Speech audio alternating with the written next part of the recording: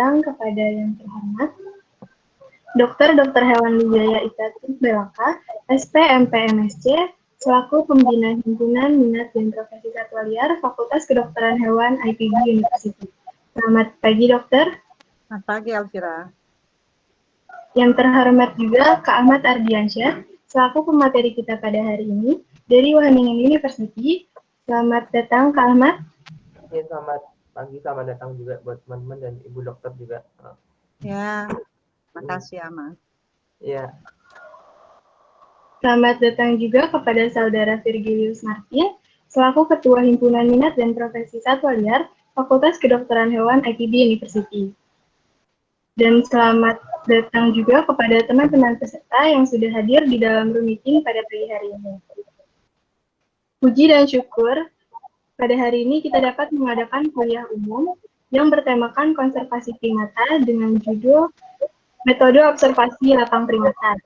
Semoga teman-teman semua dalam keadaan sehat dan selalu dalam lindungan Allah Subhanahu wa Ta'ala. Sebelumnya, perkenalkan, nama saya Alfira Desti dari Himpunan Minat dan Profesi Satwa Liar, Fakultas Kedokteran Hewan IPB Angkatan 55, selaku moderator yang akan memandu jalannya kuliah pada pagi hari ini. Pertama-tama, saya akan membacakan peraturan yang berlaku selama kuliah umum berlangsung. Teman-teman boleh ditandai slide-nya. Teman-teman peserta boleh sambil membaca peraturannya. Baik, yang pertama, peserta diharapkan join meeting 15 menit sebelum kegiatan dimulai. 2. Kegiatan akan dipandu oleh moderator. 3. Kegiatan terbagi menjadi 2 sesi, yaitu sesi pertama adalah sesi presentasi oleh pemateri dan dilanjutkan dengan sesi tanya jawab. 4. Peserta diharapkan menonaktifkan mikrofon selama sesi presentasi materi. 5. Setelah sesi presentasi materi berakhir, moderator akan membuka sesi tanya jawab melalui room chat. 6. Peserta yang ingin bertanya dapat mengetik kata saya di kolom chat. 7. Peserta yang dipersilakan oleh moderator untuk mengajukan pertanyaan dapat menyalakan kamera dan mikrofonnya. 8. Peserta diharapkan tetap berada di dalam forum selama kuliah berlangsung. 9. Peserta diwajibkan mengisi presensi kuliah melalui data yang akan ditampilkan di awal, tengah, dan akhir sesi kuliah.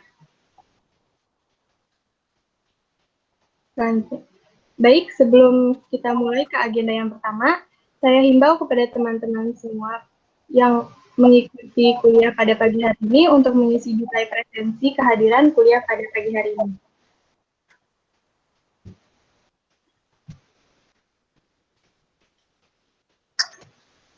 Baik, langsung kita ke agenda yang pertama, yaitu ada sambutan dari Ketua Himpunan Minat dan Profesi Satwa Liar Fakultas Kedokteran Hewan IPB University. Kepada Saudara Virgilius Martin, saya persilakan. Baik, terima kasih kepada moderator. Pertama-tama perkenalkan, nama saya Virgilius Martin. Sekarang saya sebagai Ketua Himpro Satwa Liar untuk kepengurusan 2019-2020. Pertama-tama, saya mewakili teman-teman dari pelaksana mengucapkan terima kasih kepada Dr. Hewan Wijaya Ita Belaka, SPMP MSc, yang telah berkenan hadir pada kuliah pagi hari ini. Selanjutnya, saya juga mewakili teman-teman pelaksana mengucapkan terima kasih kepada Kak Ahmad Ardiansyah selaku pemateri pada kuliah pada pagi hari ini. Meskipun perbedaan waktu kita dengan Belanda cukup jauh, tapi tetap tidak menyurutkan semangat kita untuk mengikuti kuliah. Selanjutnya juga tak lupa saya mewakili teman-teman pelaksana mengucapkan terima kasih kepada seluruh peserta kuliah yang telah mendaftar dan telah hadir pada kuliah pagi hari ini. Kuliah Primate ini pagi hari ini merupakan salah satu program dari Himpro Satwa Liar. Awalnya kita mendesainnya secara offline, secara tatap muka, namun karena situasi pandemi sekarang, di mana kegiatan kita semua terpaksa kita lakukan secara offline, secara online. Namun ketika dilaksanakan secara online, besar harapan dari kami pelaksana jangkauan peserta dan juga jumlah peserta bisa lebih luas lagi. Dan terbukti untuk kuliah pagi hari ini jangkauan peserta dan jumlah pesertanya juga lebih banyak dari yang seperti yang kita adakan offline. Topik kita kuliah pada pagi hari ini judulnya adalah metode observasi lapang primata. Harapannya dengan kami mengadakan kuliah ini bukan hanya menjangkau teman-teman sesama mahasiswa kedokteran hewan saja, tapi juga bisa menjangkau teman-teman dari disiplin ilmu yang sama fokusnya dengan hewan seperti mungkin biologi, kehutanan, atau yang lainnya. Topik kuliah pada pagi hari ini juga yang berjudul metode observasi lapangan primata.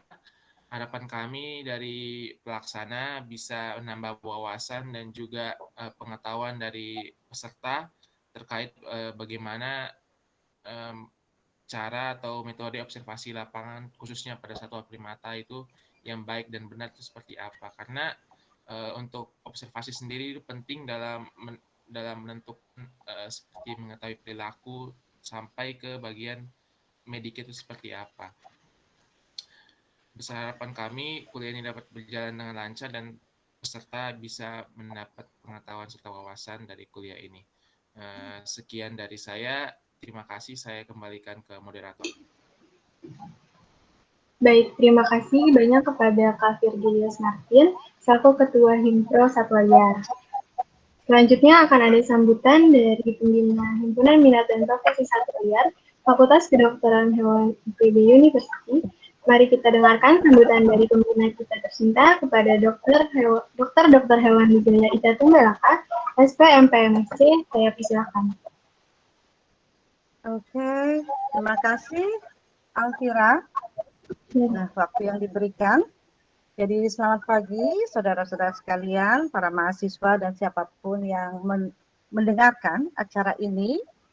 Ya, jadi saya sebagai pembina daripada Himpro Satwa Liar ini sangat sebenarnya bahwa walaupun kita ada keterbatasan karena kita tidak bisa online ya pertemuannya, tapi ternyata hikmahnya jauh lebih besar bahwa kita bisa lebih kreatif dan banyak hal yang bisa dilaksanakan. Benar ya Martin ya?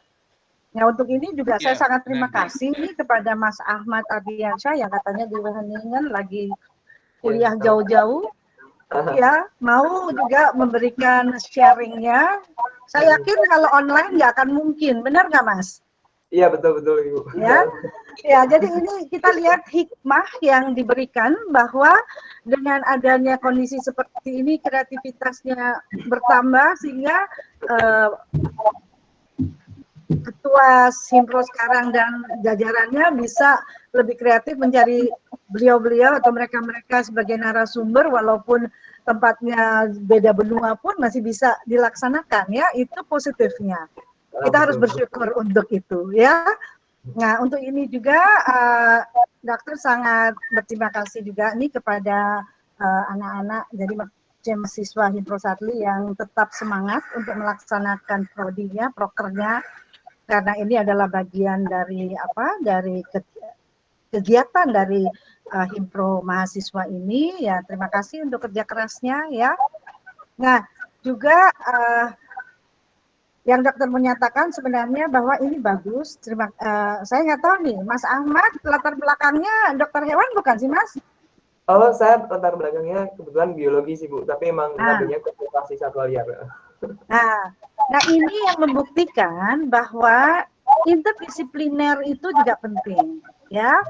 Jadi memang ilmu yang diberikan di kedokteran hewan itu banyaknya medik, memang ya mau apa lagi karena namanya Fakultas Kedokteran Hewan. Tapi ternyata pada kondisi sekarang ini dokter hewan juga dituntut tidak hanya medik. Nah, sekarang udah ada nih namanya Standar Kualifikasi Kerja Nasional Indonesia atau SKKNI. Ini masukan bagi yang belum tahu ya, mahasiswa, masyarakat, siapapun yang dengar. Di SKKNI ini yang dikeluarkan untuk kesehatan hewan ada tahun 2016 kalau nggak salah dikeluarkannya. Nah, ada salah satu juga kompetensi yang harus dipunyai oleh nantinya praktisi dokter hewan yang berharap mengerjakan satwa liar, namanya medik konservasi. Gitu Mas Ahmad. Ya. Oh. Ya, jadi untuk kompetensi medik konservasi adalah kompetensi yang harus dipunyai oleh seorang dokter hewan, walaupun dia sudah dokter, yang juga harus meningkatkan kompetensinya untuk bekerja sebagai dokter hewan satwa liar. Itu medik konservasi namanya. Nah, untuk kompetensinya ini ada 4 tambahan sebenarnya yang harus dipelajari oleh si dokter hewan ini. Salah satunya adalah desain in situ. Oke, di desain in situ itu termasuk adalah yang nanti Mas Ahmad mau terangkan, bahwa dokter hewan juga harus paham bagaimana kondisi yang ada di in situ, sejauh mana dokter hewan bisa terlibat, dan metode-metode apa yang harus dipelajari sebagai tambahan selain kompetensi mediknya. Betul ya? Saya belum tahu apa yang Anda mau sampaikan, ya, tapi saya yakin akan sangat membantu kompetensi daripada dokter hewan yang akan terjun di medik konservasi, apalagi milihnya yang in situ. Kalau yang ex situ tuh yang di kebun binatang, ya, eksotik, itu udah jelas gitu loh Mas. Jadi ini tambahan dari saya dalam pembukaan ini, maksudnya simak baik-baik. Ini kesempatan bagus nih, ada seseorang yang mau ini. Saya juga sebenarnya pengen mendengarkan Mas Ahmad, tapi saya di ruang lain juga ada rapat ini yang membicarakan kurikulum. Tapi nanti saya akalin, saya pakai 2 gadget lah. Nanti saya tetap dengar Anda, tapi saya ikut rapat juga. Iya, siap. Ya, apa boleh buat, mau begitu sekarang. Saya udah disebutkan oleh Martin bahwa saya akan membuka acara yang saya, istilahnya saya bina. Masa saya nggak mau denger ya, gitu. Jadi sekali lagi kepada Anda semua, ini kesempatan terbaik, pelajari. Nah, kalau Anda memang masih stick nih, karena kadang-kadang kan waktu mahasiswa pengennya banyak banget tuh ya, wah saya mau jadi dokter hewan satwa liar. Jalan kemudian akhirnya pikir, enggak deh, enggak jadi deh, kan gitu ya. Nggak apa-apa juga. Tapi kalau memang Anda masih konsisten mau, ini adalah salah satu, nantinya mungkin sertifikasi ini mulai diperlukan. Ya, jadi sertifikasi kompetensi sebagai dokter hewan medik konservasi, saya yakin 3-5 tahun ke depan akan diberlakukan untuk dokter hewan. Jadi nggak semua orang bisa bilang bahwa saya dokter hewan satwa liar. Mana sertifikatnya? Begitu nanti ditanyanya. Ya, jadi ini saya kira Mas Martin, Mbak Alvira, Mas Ahmad, ini masukan untuk kita semua, ya Anda juga. Jadi terima kasih nih sudah mau menyita waktu dan juga mau men-sharing pengetahuannya. Semoga menjadi amal dan bermanfaat ya Mas Ahmad ya. Oke, saya kira cukup buat saya. Saya akan tetap dengarkan Anda, tapi mungkin saya juga harus ada di tempat lain. Terima kasih Mas Alvira, Mas Martin. Selamat berseminar ya. Sukses. Baik, terima kasih dokter atas sambutannya. Baik, sekarang saya akan membacakan biodata pembicara kita pada hari ini. Oke. Jadi Kak Ahmad Ardiansyah telah menyelesaikan pendidikannya di Institut Teknologi Bandung dengan gelar Bachelor of Science in Biological Science pada tahun 2013 sampai tahun 2017, dan saat ini sedang melanjutkan pendidikan S2-nya di Wageningen University and Research Netherlands dengan bidang Forest and Nature Conservation. Beliau juga pernah bekerja sebagai Research Coordinator di Borneo Orangutan Survival Foundation pada tahun 2017 sampai 2018, serta sebagai Research Coordinator in Wildlife Threat Project dan sebagai Monitor and Observe the Distribution Status of Javan Slow Loris Little Fireface Project FPL with Oxford Wildlife Threat Research Group pada tahun 2018 sampai 2019. Beliau juga telah mempublikasikan beberapa jurnal ilmiah yang bisa teman-teman lihat di layar. Selanjutnya, selain itu, beliau juga mengikuti berbagai macam workshop serta mendapatkan berbagai macam penghargaan yang dapat teman-teman lihat di CV yang tertera pada layar. Wah, luar biasa sekali ya teman-teman pembicara kita pada hari ini. Nah, sebelum kita memasuki sesi materi, perlu teman-teman ketahui bahwa alasan diangkatnya tema konservasi primata pada kuliah hari ini yaitu dikarenakan bahwa sebagai calon dokter hewan atau seseorang yang nantinya bekerja di bidang konservasi, terutama konservasi primata, perlu mengetahui prinsip-prinsip mengenai pengamatan primata dan nantinya harus diterapkan, terutama dalam hal manajemen konservasi terhadap satwa primata. Jadi dengan kuliah ini diharapkan dapat menambah wawasan teman-teman semua tentang bagaimana manajemen konservasi terhadap satwa primata. Baiklah, langsung saja kita sapa terlebih dahulu pemateri kita pada pagi hari ini. Selamat pagi, Ahmad. Ya, selamat pagi. Apa kabar, Kak? Baik. Baik, apakah Kak Ahmad sudah siap? Sudah. Baik, teman-teman, langsung saja kita persilakan kepada Kak Ahmad Ardiansyah untuk menyampaikan materinya. Silakan, Kak.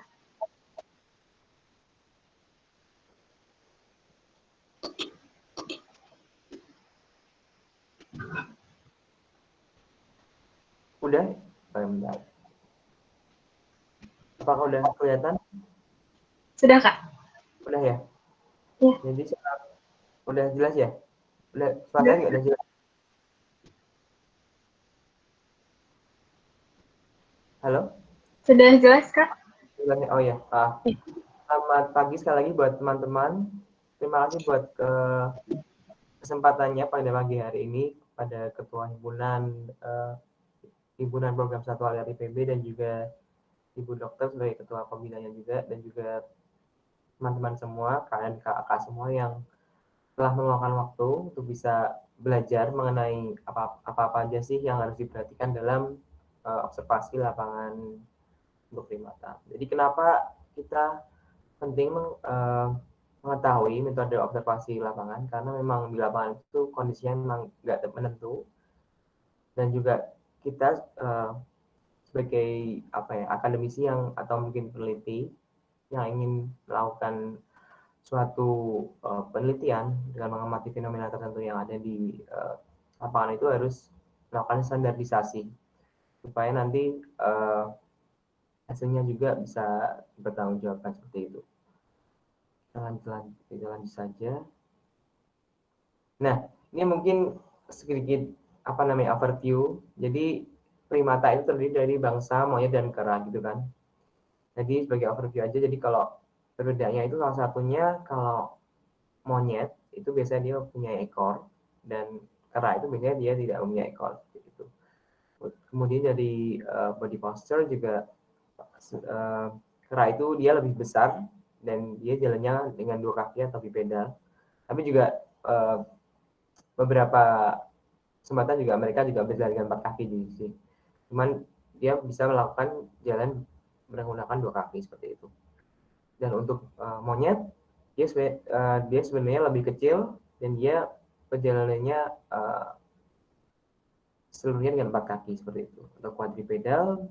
Kemudian dari segi rasio otak dan tubuh itu kera itu lebih lebih besar, karena dia lebih pintar dan dia juga menggunakan tools atau alat-alat tertentu. Jadi misalnya kalau kalian mengamati lihat di National Geographic atau Animal Planet, itu biasanya kera seperti simpanse, orangutan, itu dia untuk mendapatkan sesuatu itu menggunakan tools seperti untuk misalnya mengambil sayap, itu dia menggunakan batang pohon, batang kayu seperti itu. Beda dengan monyet, mereka sebenarnya ada juga yang pintar namun tidak semuanya. Namun kera itu dia semuanya tuh sudah advance gitu di dalam perilakunya seperti itu. Nah, ini adalah persebaran primata di seluruh dunia. Jadi memang primata itu ditemukan di Afrika, kemudian Madagaskar, sebagian besar Asia, dan juga Amerika. Seperti yang kita tahu, kalau kita buka di jurnal-jurnal seperti itu kan, itu memang diketahui bahwa evolusi primata itu berasal dari Afrika. Namun menurut jurnal yang dipublikasi oleh salah satu peneliti Cina itu pada tahun 2013 itu menguak fakta bahwa ternyata si primata ini ternyata fosil primata tertua itu ditemukan di Cina, itu di Hubei, itu sekitar 55 juta tahun yang lalu, dan itu sangat merubah bagaimana seperti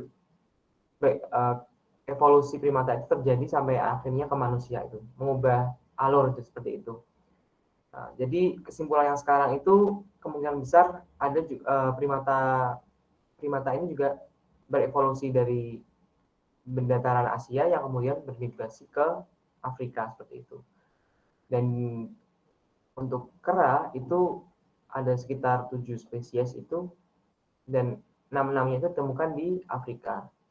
Yang satu yang ditemukan di Asia, tepatnya di Kalimantan dan Sumatera, itu orangutan. Terus pertanyaannya, kenapa si kera ini bisa sampai ke Amerika? Padahal secara geografis dipisahkan oleh Samudra Atlantik dan tidak pernah menyatu.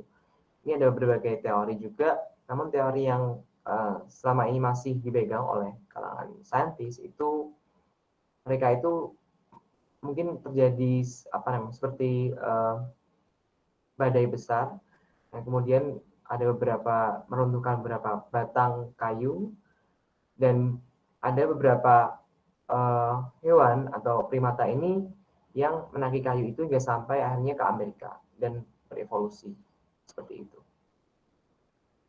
Kemudian lanjut, nah ini kalau di primata Indonesia ini, jenis primata di Indonesia ini cukup banyak, itu sekitar 25%-nya itu primata di dunia itu bisa ditemukan di Indonesia, dan di antaranya itu endemik seperti orangutan, juga ada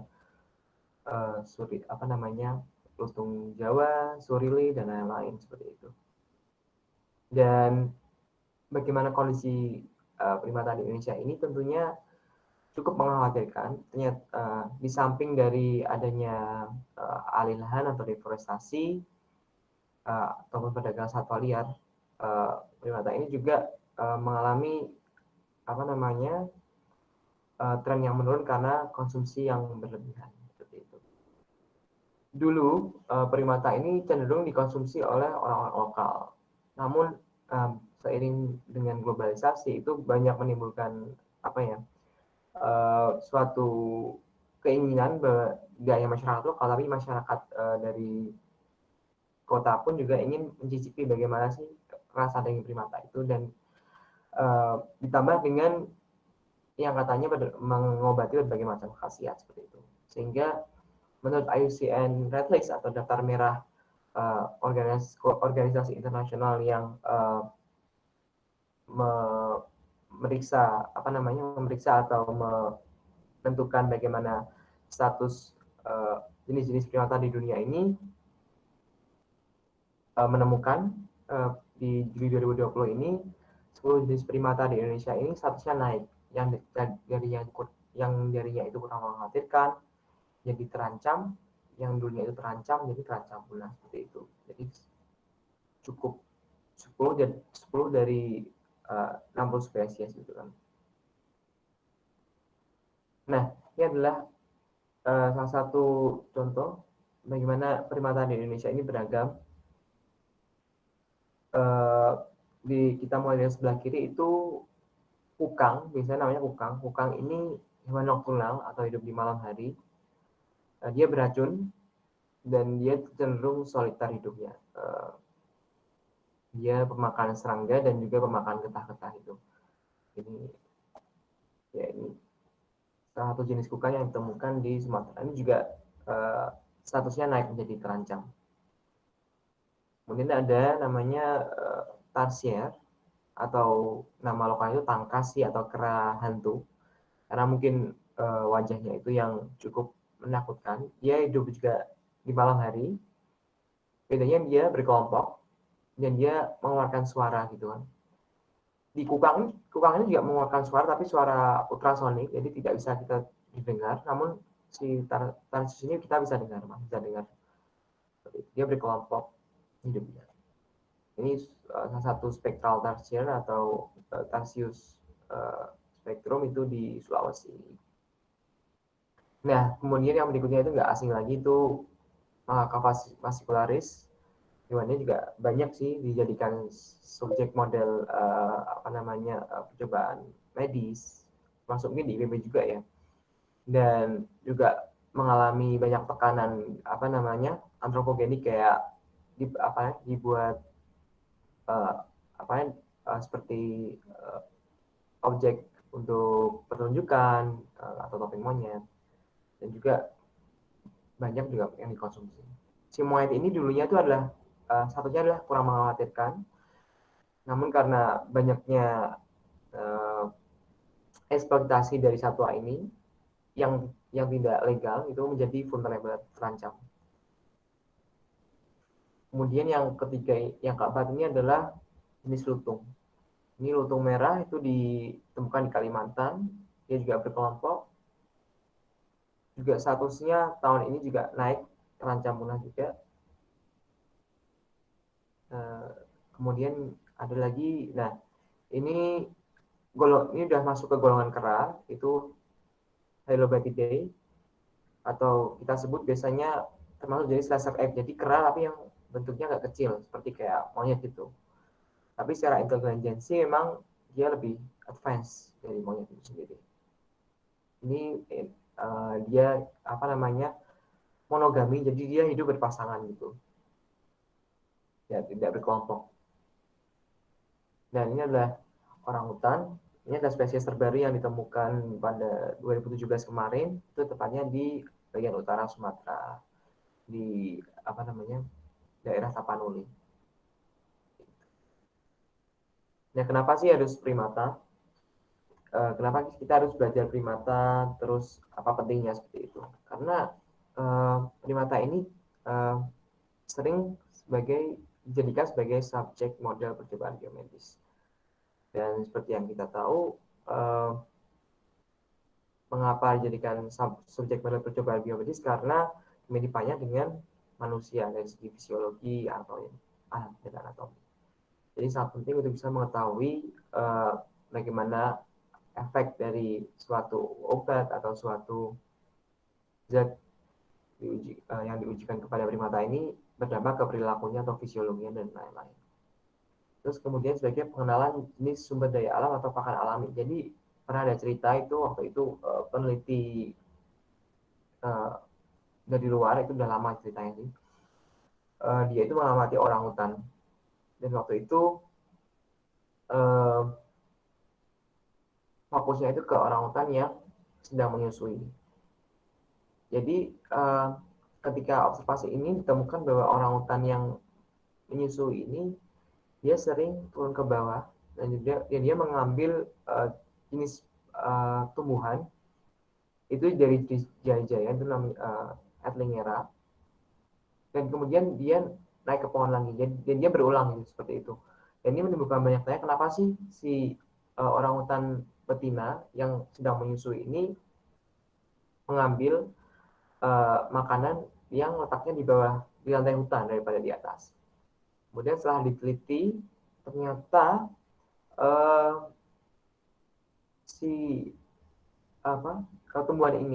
tumbuhan jaya-jayan ini itu mengandung jenis zat yang bisa melancarkan air susu.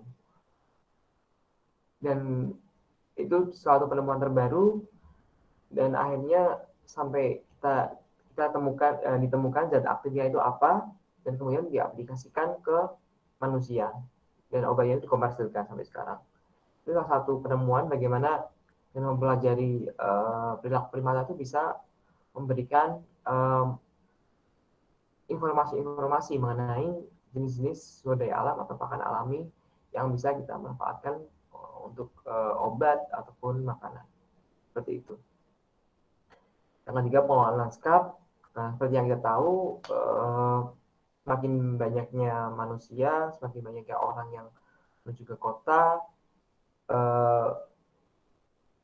ada desakan untuk kita membuat lahan untuk perumahan ataupun mungkin sawah, seperti itu.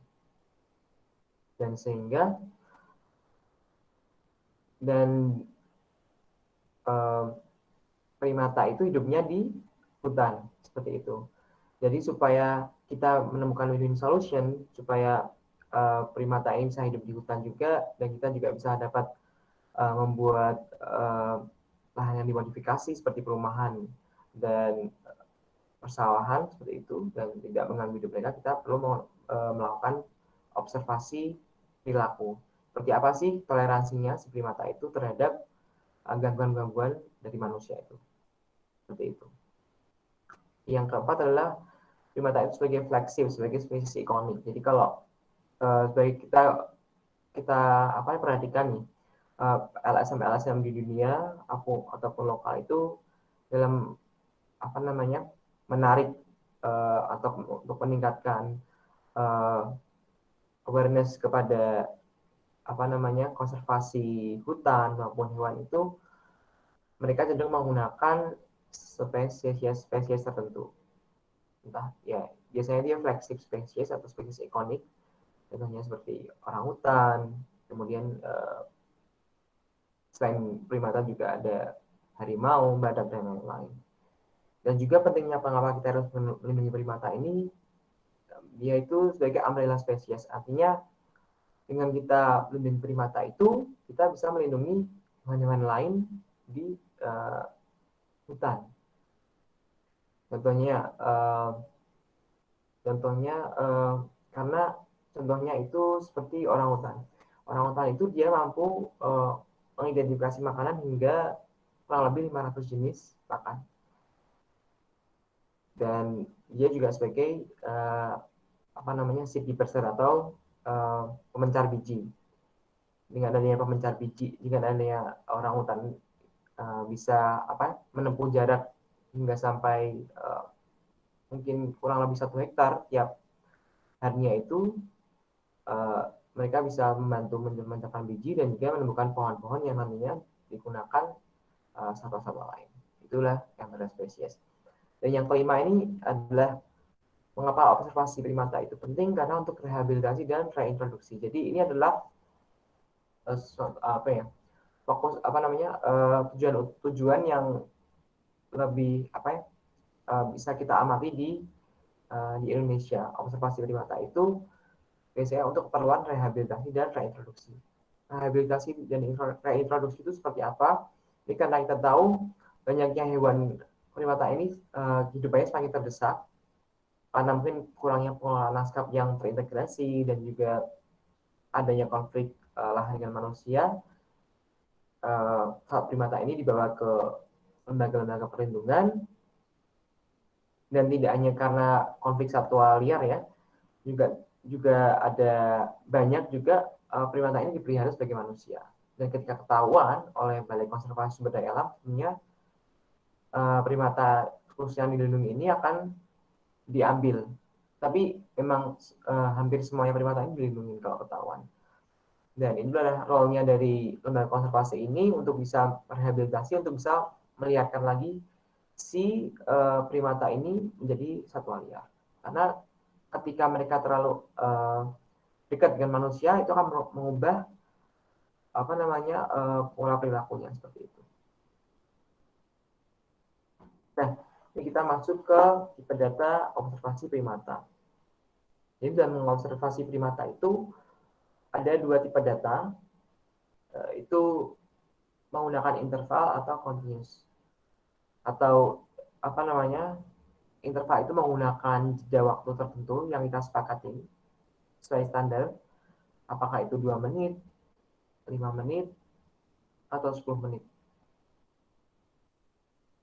Dan nanti hasilnya itu sebagai tiap satu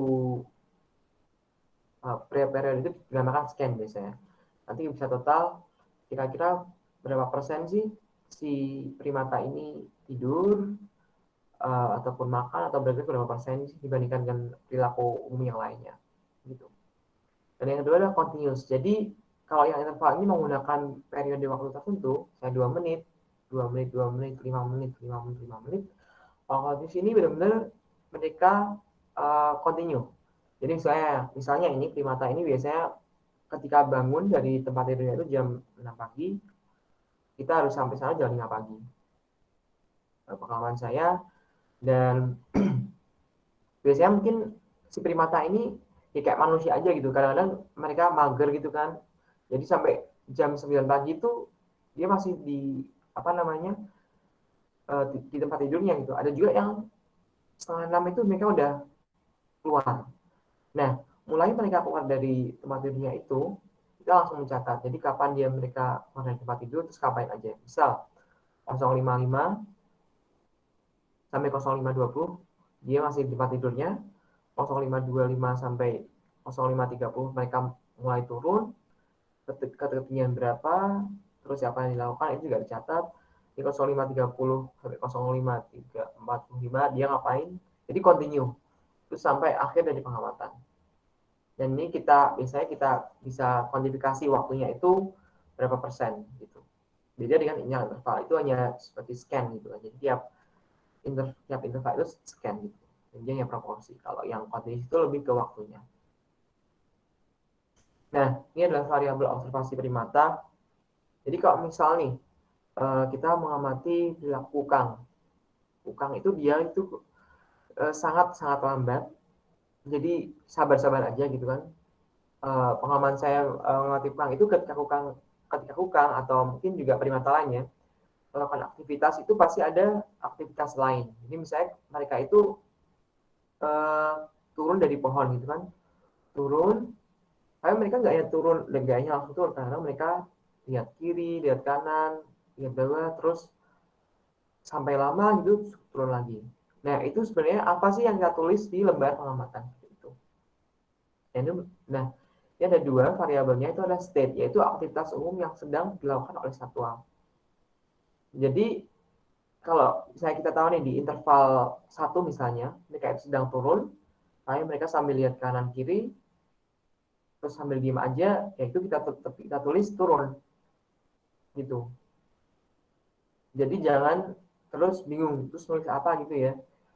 Dan itu juga tergantung dari tujuan pengamatan itu seperti apa. Jadi biasanya state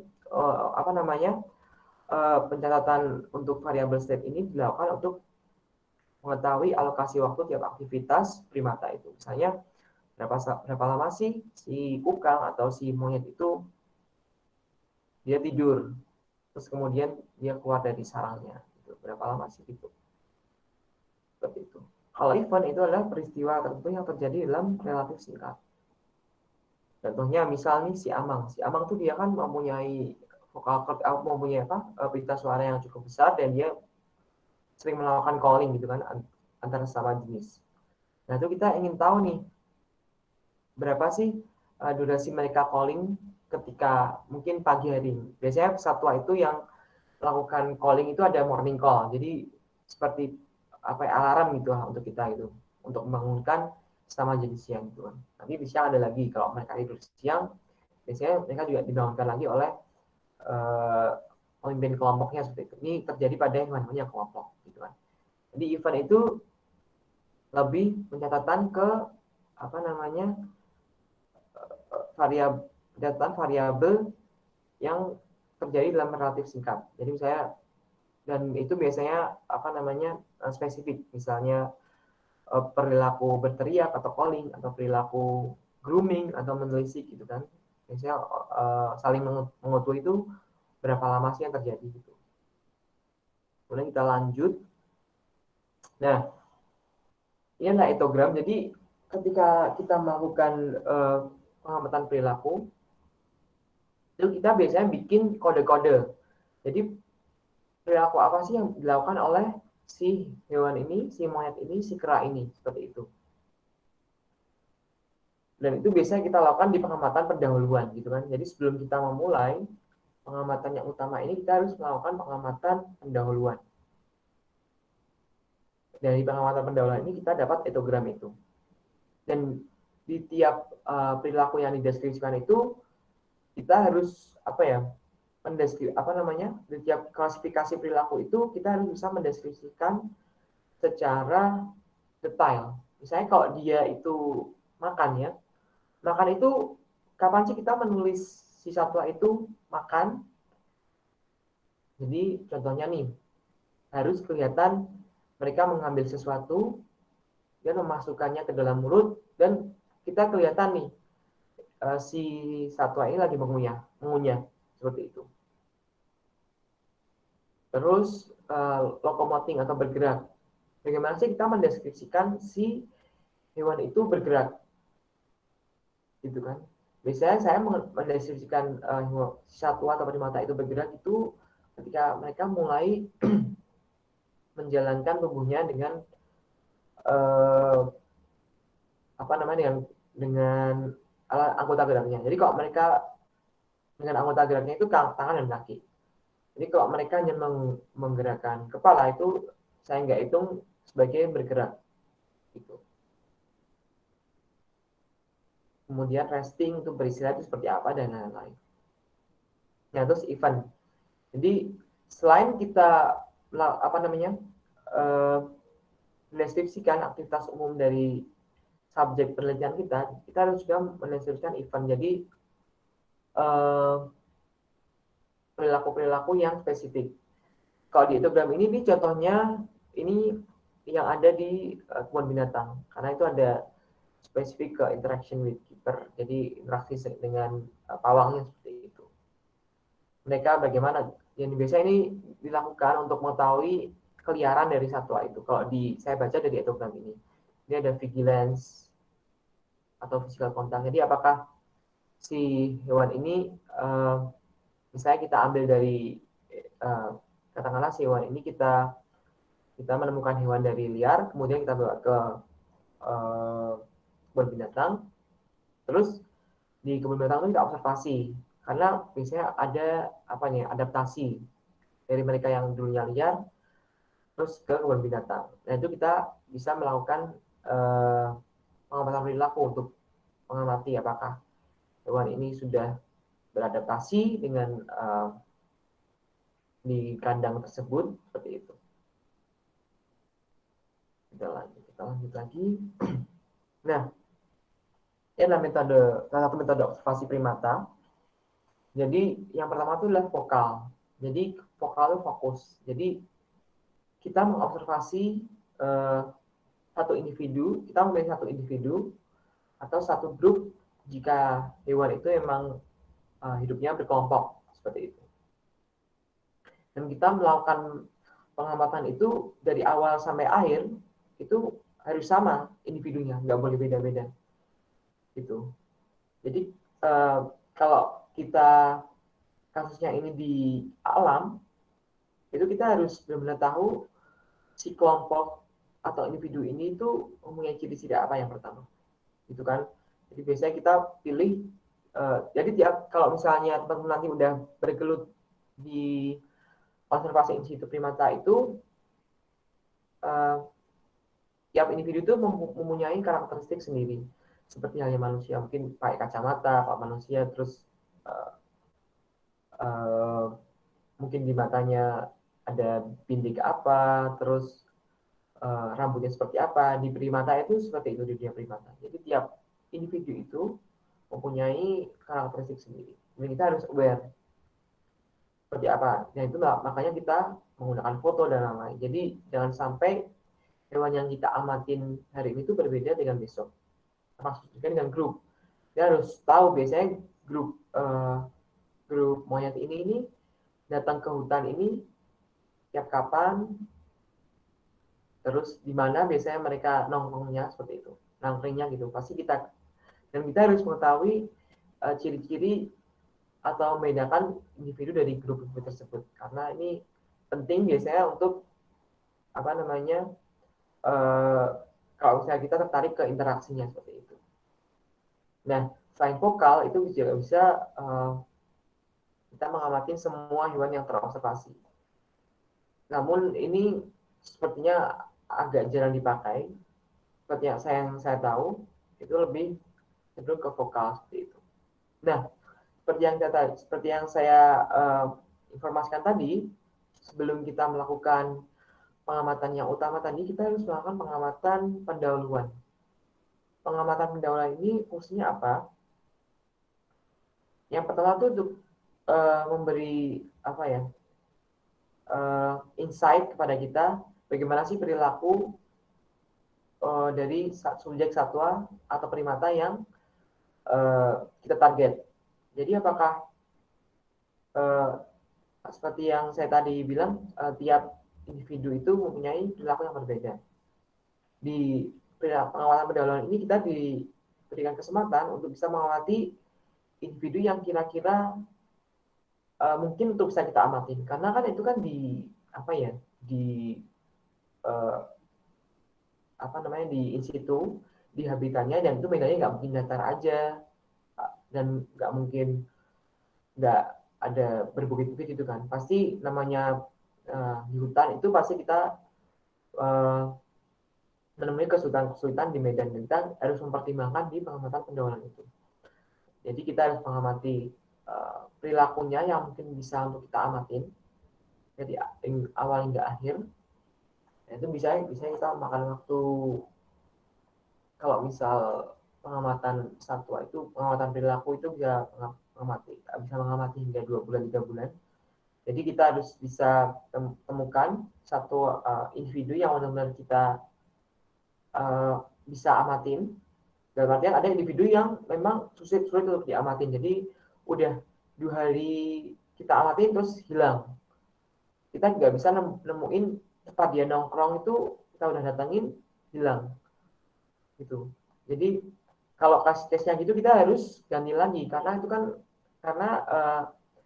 metodenya itu kita menggunakan vokal, yaitu satu individu. Seperti itu. Ya, di pengamatan ad libitum ini kita juga melakukan seperti membangun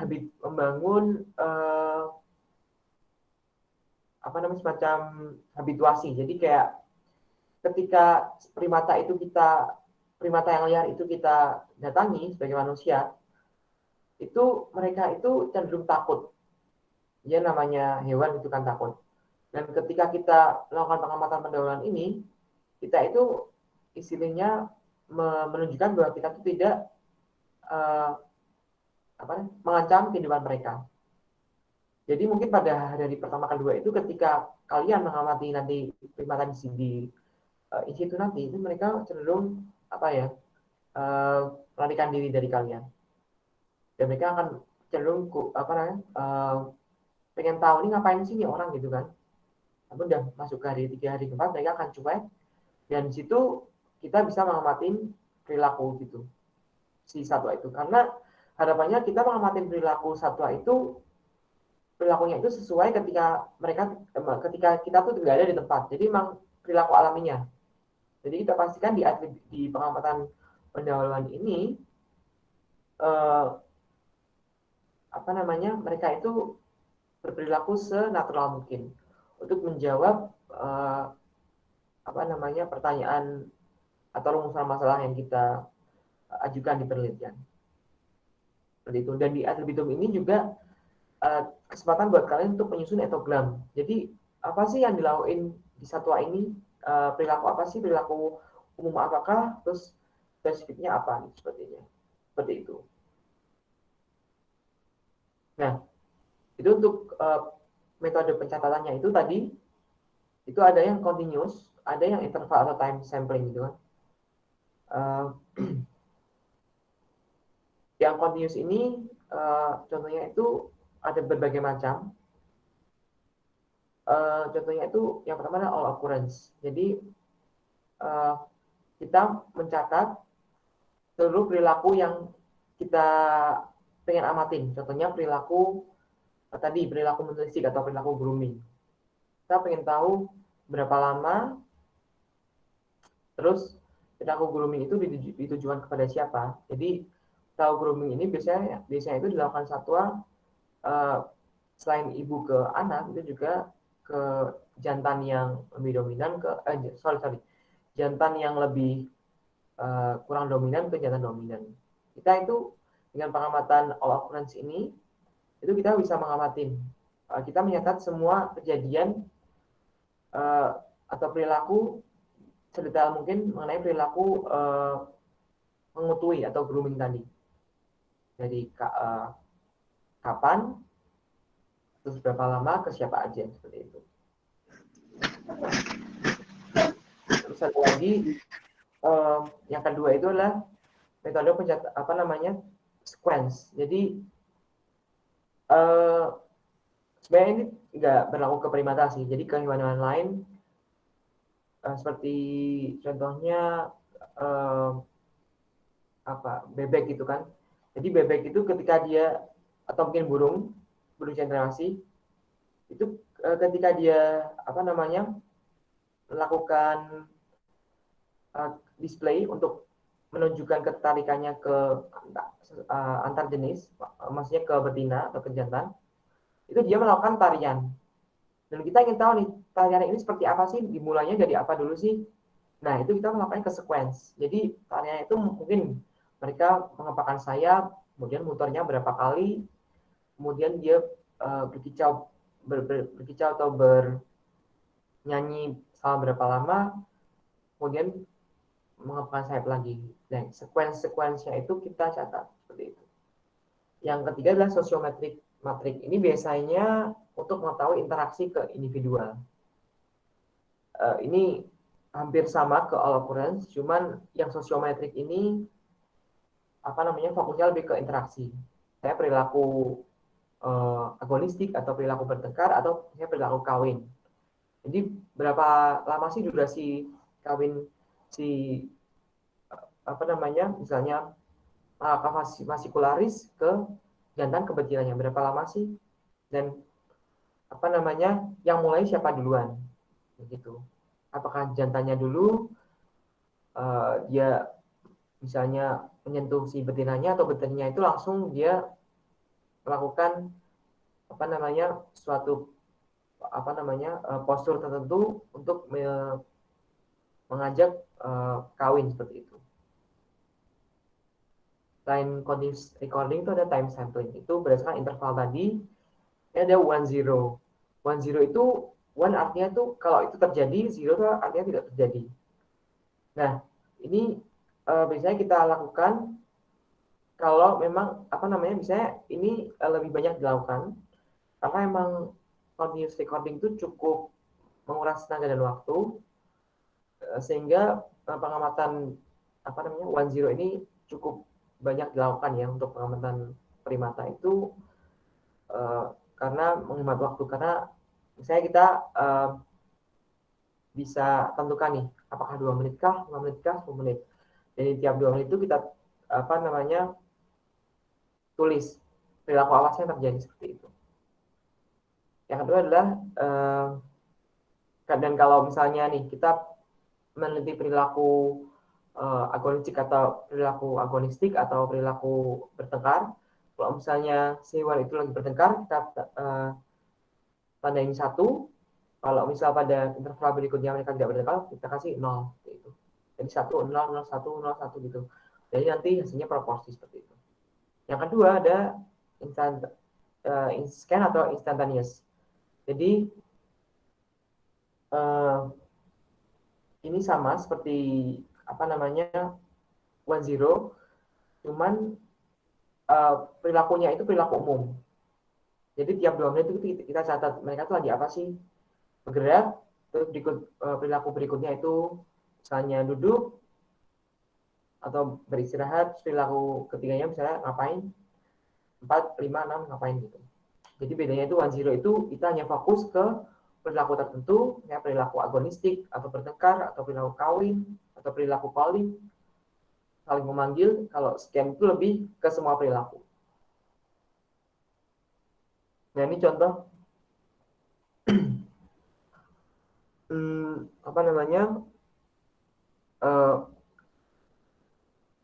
format data di lembar observasi.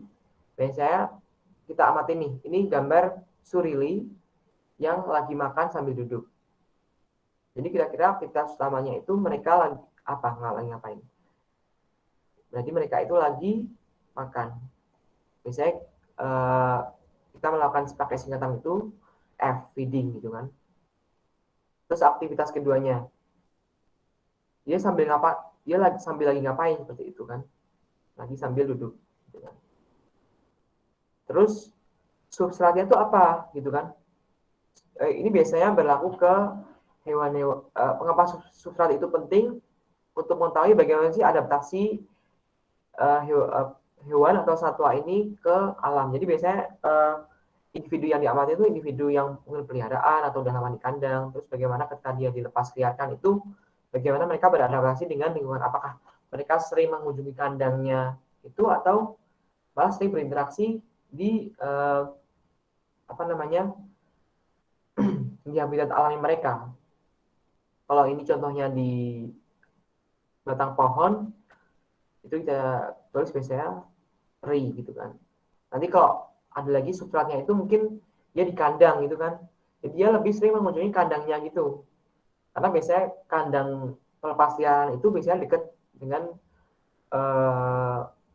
habitat alamnya. Jadi biar memberikan waktu untuk apa ya beradaptasi seperti itu. Terus ukuran substratnya seperti apa? Jadi biasanya satu itu lebih kecil dari jangkauan tangannya. Biasanya ranting seperti itu kan. Kalau 2 itu dia pas, kalau 3 itu lebih. Kalau ini kita lihat kan lebih itu kan. Jadi 3 ukuran besar gitu. Terus tinggi satunya berapa? Misalnya 5 meter, tinggi pohonnya berapa. Tapi nggak semua hewan itu menggunakan apa namanya format seperti ini. Tapi ini salah satu format yang lengkap gitu. Jadi kalau memang apa ya? Sebenarnya kalau fokusnya itu lebih untuk penelitian itu biasanya kita lakukan sedetail ini. Tapi kalau fokusnya itu hanya ingin melihat apakah mereka perilakunya itu seperti apa, apakah apa namanya, apakah mereka itu yang maksudnya yang kita jadi fokus itu bukan adaptasinya ke apa namanya habitat alaminya, itu mungkin hanya aktivitasnya itu seperti apa, contohnya di kandang, karena di kandang kan nggak ada pilihan lain ya, pasti di situ aja kan, itu biasanya kita cuma pakai aktivitas utama dan aktivitas kedua seperti itu.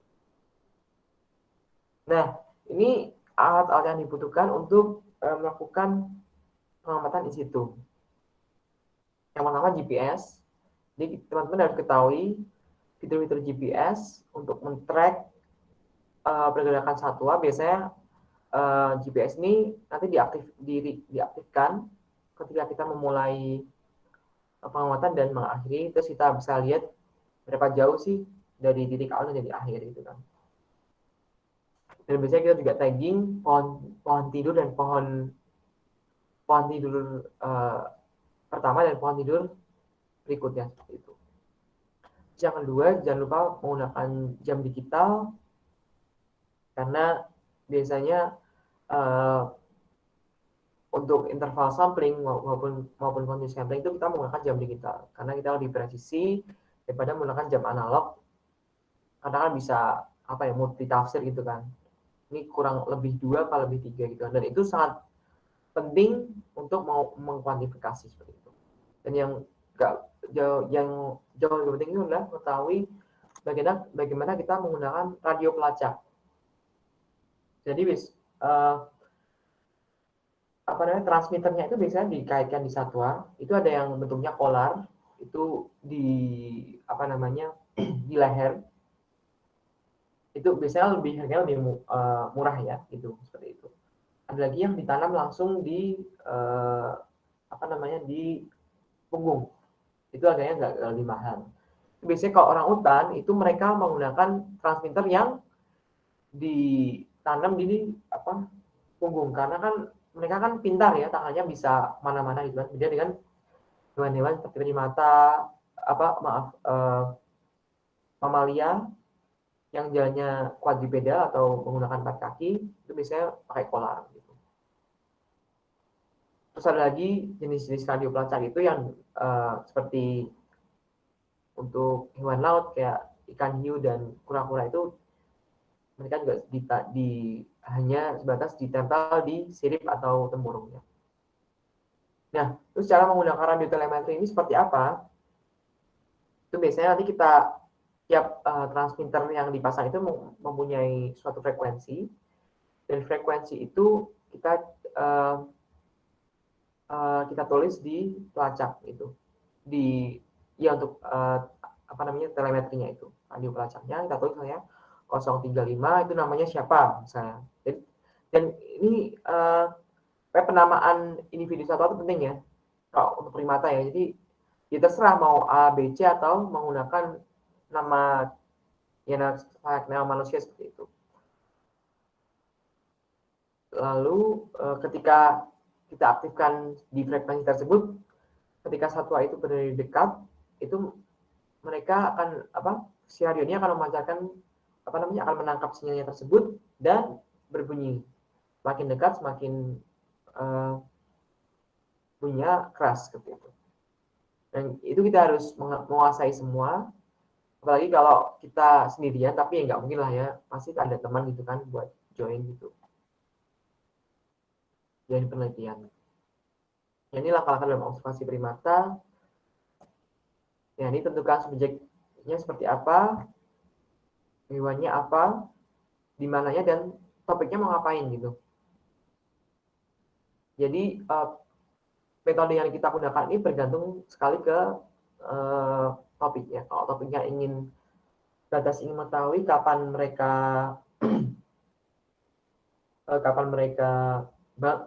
mengetahui alokasi waktu tiap aktivitas, itu menggunakan biasanya interval sampling. Dan jadi tiap periode kita catat lagi ngapain seperti itu. Kalau ke perilaku tertentu, kayak perilaku grooming atau perilaku kawin, itu kita boleh pakai continuous atau time sampling atau interval. Dan itu tergantung, bisa pakai sosiometrik kalau interaksinya itu mungkin terjadi di 2 atau 3 aktivitas, 2 atau 3 individu saling mengutui. Dan biasanya untuk mengetahui sosiometrik itu biasanya untuk mengetahui jenjangnya si satwa itu, apakah satwa itu satwa dominan atau satwa alfa atau satwa beta itu di bawahnya dominan, kayak wakilnya gitulah dalam primata yang hidup berkelompok atau primata yang gamma, jadi atau individu yang gamma, jadi yang paling bawah, yang paling subdominan seperti itu. Nah, kita melakukan pengamatan ad libitum untuk menyusun etogram dan habituasi agar satwanya itu nggak terlalu terganggu. Jadi harapannya itu perilakunya itu senatural mungkin. Kemudian kita membuat etogram. Jadi etogram deskripsi tiap individu aktivitasnya, terus klasifikasinya seperti apa. Kalau duduk itu harus benar-benar kakinya nekuk, menempel di substrat, terus tangannya gimana, itu dianggap duduk misalnya itu. Kalau tidur itu biasanya kita harus memastikan matanya itu menutup gitu kan. Jadi kalau primata itu mereka hanya tiduran dan matanya terbuka, itu biasanya digolongkannya ke resting atau istirahat aja gitu. Ya walaupun tidur itu bagian dari resting, tapi biasanya kita untuk tujuan tertentu, untuk misalnya kita mengetahui karena karena kita ingin make sure kalau satwa itu benar-benar sudah beradaptasi ke lingkungannya, jadi mereka bisa tidur dan nggak hanya istirahat, itu biasanya kita klasifikasikan ke perilaku yang berbeda seperti itu. Tapi ada juga yang dianggap resting itu ya juga, sleeping itu juga dianggap resting. Jadi tergantung dari topik teman-teman. Biasanya kalau untuk tujuan rehabilitasi atau reintroduksi itu biasanya dipisah seperti itu. Nah, pastikan mengetahui medan lapangan. Jadi sekalian di ad libitum itu kita harus mengetahui medan lapangannya seperti apa, gitu kan. Kalau kira-kira teman-teman itu medan lapangannya itu terlalu berat, dan dalam observasi primata itu biasanya kita mengambilnya itu 2-5 menit intervalnya, nggak sampai 10 menit. Itu karena kita gapnya hilang untuk dalam pencatatan itu. Dan satwa itu misalnya lincah seperti kayak surili ataupun oa, itu mending kita cari medan lapangan yang lebih rendah dan medan lapangan yang lebih nggak terlalu ekstrim, dan individunya pun bisa teramati seperti itu. Ya, kita walaupun ada habituasi, kita harus tetap menjaga jarak kurang lebih 3 meter. Makanya kita harus menggunakan binokular, kamera itu penting. Dan kuasai penggunaan jam digital, GPS, binokular, kamera. Jadi jangan sampai kita di tengah-tengah observasi kita menggunakan penggunaan jam digital itu kepencet apa, jadi ribet gitu kan. Jadi harus buka HP dan lain-lain gitu kan. Dan nggak tahu cara kembalinya gimana. Itu sepele, tapi kalau udah sampai pengalaman itu penting gitu. Terus penggunaan binokular gitu kan. Biasanya kalau kita sampai di hutan, itu kita kalau kita pakai binokular di kota itu masih gampang itu kan, kelihatan ini bangunannya warnanya apa, terus bisa membedakan antara bangunan satu dan bangunan lain. Beda dengan di hutan hijau semua, jadi kita mau menerapong satuannya malah bingung gitu kan. Jadi kita harus pastikan penggunaan binokular dikuasai, kamera juga, dan radio pelacak. Biasanya kamera ini digunakan ketika mereka itu kita menemukan perilaku yang unik, dan ada potensi ketika kita mendekat itu untuk melihat detail dari perilaku itu mengganggu. Kita menggunakan fitur zoom dari kamera tersebut. Terus lakukan observasi gitu seperti itu. Nah, ini saya mau share jadi saya pernah melakukan magang maupun bekerja di berbagai berbagai LSM yang bergerak di konservasi primata, dan mainly itu memang mereka melakukan observasi primata. Dan mungkin teman-teman yang nanti tertarik untuk saya bekerja sebagai dokter satwa liar itu bisa hubungin saya gitu kan. Nanti panitia mungkin bisa tolong kasih nomor HP, nggak apa-apa. Saya mungkin bisa diakomodir gitu kan. Jadi jangan satu orang WA saya, jadi mungkin bisa diakomodir siapa aja, nanti saya sambungkan ke pihak LSM tersebut.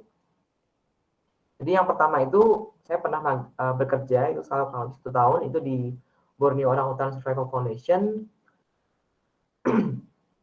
Jadi mereka itu fokusnya ke rehabilitasi dan reintroduksi. Jadi mereka itu menerima individu-individu orangutan yang mungkin korban konflik kelapa sawit, konflik lahan kelapa sawit, perkebunan, ataupun mungkin korban perdagangan satwa liar, itu dimasukkan ke sini. Jadi ada orangutan itu dirawat dari dari bayi sampai besar gitu kan. Dan teman-teman yang mungkin tertarik melakukan penelitian nih atau mungkin bekerja di konservasi orangutan ini bisa ke sini. Salah satunya itu juga ada beberapa lowongan dokter hewan juga.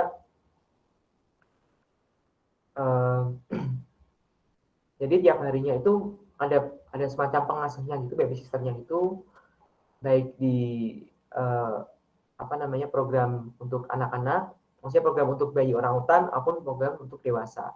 Saya sendiri kemarin itu sebagai jadi koordinator peneliti di orangutan yang mau dilepasliarkan. Jadi orangutan itu kita amatin di suatu pulau 2-50 hektar, terus kita amatin pergerakannya seperti apa.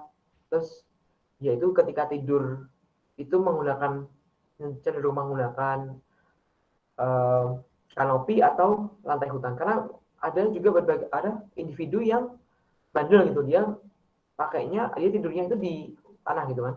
Dan gimana kalau kita lepasin gitu kan ke hutan yang benar-benar liar gitu kan, bisa jadi mereka dimakan piton atau mungkin makan macan dahan gitu. Dan itu atau mungkin diburu orang, dan itu udah banyak kejadian gitu kan. Jadi kita benar-benar pastikan si orangutan itu siap untuk bisa dilepasliarkan. Dari pengenalan atau identifikasi jenis-jenis pakan alami juga kita catat. Nah, ini ada lagi yang Aspinal Foundation. Ini proyeknya itu primata Jawa, itu ada surili, OA dan juga Lutung. Itu sebenarnya mereka ini selain Jawa Barat juga ada di Jawa Timur programnya gitu kan. Jadi teman-teman kalau yang berminat nanti bisa kontak saya juga, nanti kolektif. Itu mereka juga, halo, masih ada waktu? Halo, masih ada waktu? Kak. Oh masih. Kak. Ya. Oh ya Mak. Jadi teman-teman yang berminat di nanti jadi dokter hewan atau mungkin melakukan magang di LSM ini bisa kontak saya gitu kan. Ini ada di Aspinal Foundation ini sebenarnya ada 2 program ya. Jadi program yang di penangkaran, kita juga bisa melakukan observasi di penangkaran dan juga observasi di satwa liar, di alam liar. Sebenarnya Aspinal Foundation ini salah satu foundation, international foundation. Dia punya berbagai proyek di dunia, salah satunya di Indonesia. Seperti itu. Nah, ini adalah pekerjaan saya yang terakhir. Ini fokusnya di Kukang Jawa. Itu di Garut. Jadi teman-teman yang berminat, itu fokusnya ke hewan-hewan nokturnal, itu bisa di sini. Jadi itu nggak hanya Kukang ya, jadi proyek terbarunya itu mereka juga mengamati ini musang ya. Jadi kalau di LSM ini mereka terafiliasi dengan research group di Oxford, itu di Oxford Brookes. Jadi benar-benar akademisi. Jadi teman-teman yang berminat untuk melanjutkan di riset benar-benar penelitian primata, itu salah satu penelitian primata atau satwa liar, itu bisa mendaftar di sini. Tapi di sini memang nggak ada sementara ini yang saya tahu belum ada lowongan dokter hewan. Cuman teman-teman yang berminat itu misalnya penelitian tentang racunnya, karena kukang itu kan beracun kan, tentang racunnya, tentang perilaku yang sangat advance gitu kan, tentang si kukang ini, kemudian penelitian tentang vokalisasi ultrasonik di kukang Jawa ini salah satu bukan LSM sih, ini kayak project itu sebenarnya sih yang tepat gitu kan. Seperti itu. Bisa ada berbagai LSM lain yang saya tahu tuh ada untuk di Kalimantan itu biasanya fokusnya ke orangutan dan juga owa Kalimantan. Terus di Sumatera itu ada juga orangutan Sumatera. Terus di Sulawesi itu adalah makaka nigra itu, kera Sulawesi seperti itu. Itu salah satu contoh LSM yang bergerak di konservasi primata Indonesia. Jadi terima kasih, sekian. Mungkin kita bisa lanjut ke sesi pertanyaan.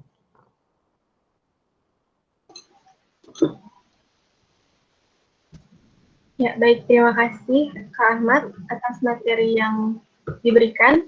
Sangat menambah wawasan untuk kita semua. Oke, seperti yang sudah kita ketahui bersama, tadi sudah membahas tentang konservasi primata sesuai tema kita pada hari ini. Nah, sebelum kita buka sesi tanya-jawab, saya ingatkan kembali kepada teman-teman semua untuk mengisi deadline presensi kuliah pada hari ini.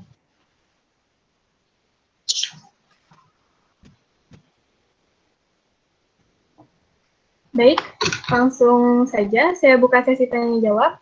Saya himbau sekali lagi bagi teman-teman yang ingin bertanya, silakan untuk mengetik kata saya di kolom chat. Kemudian bagi peserta yang saya persilakan untuk bertanya, diharapkan menyampaikan pertanyaan secara langsung dengan mengaktifkan mikrofon dan menyalakan kameranya, supaya kita bisa lebih interaktif.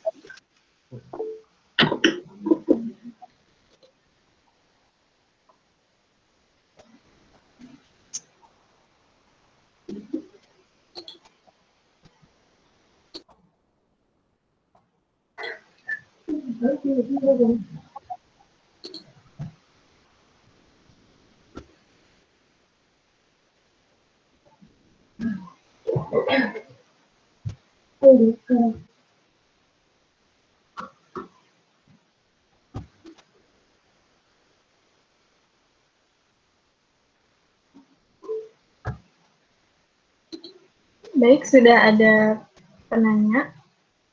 Bisa langsung saja kepada Saudari Fitria Anissa untuk menyalakan videonya, kameranya, dan mengaktifkan mikrofonnya, dan langsung bertanya. Oke, baik Kak, terima kasih. Assalamualaikum warahmatullahi wabarakatuh. Selamat pagi Kak, selamat pagi dokter, dan selamat pagi teman-teman. Izin bertanya Kak, perkenalkan nama saya Fitri Anissa Ramadhani dari FK 56. Izin bertanya tentang kenapa monyet atau primata masih ada yang dilakukan percobaan sebagai biomedis. Apakah tidak diganti dengan hewan-hewan yang lebih rendah tingkatannya? Terima kasih, Kak. Baik, terima kasih kepada Saudari Fitria Anissa untuk pertanyaannya. Silakan Kak, boleh langsung dijawab. Ya, jadi mengapa masih ada jadi satu primata yang digunakan untuk percobaan biomedis?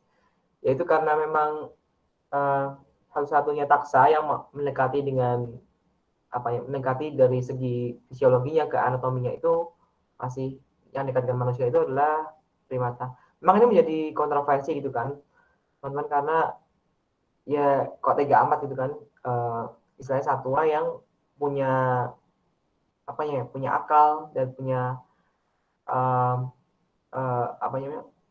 punya naluri untuk bertahan hidup, dan kemudian kita lakukan uji coba biomedis, itu bagaimana reaksinya itu. Ya itu memang menjadi kontroversi gitu kan. Ada berbagai penolakan dari beberapa aktivis. Terkenal salah satunya adalah Jane Goodall, itu adalah satu ahli primatologi terkenal. Itu pada waktu itu ada perusahaan yang ingin melakukan uji coba mengenai dampak rokok ke manusia gitu kan.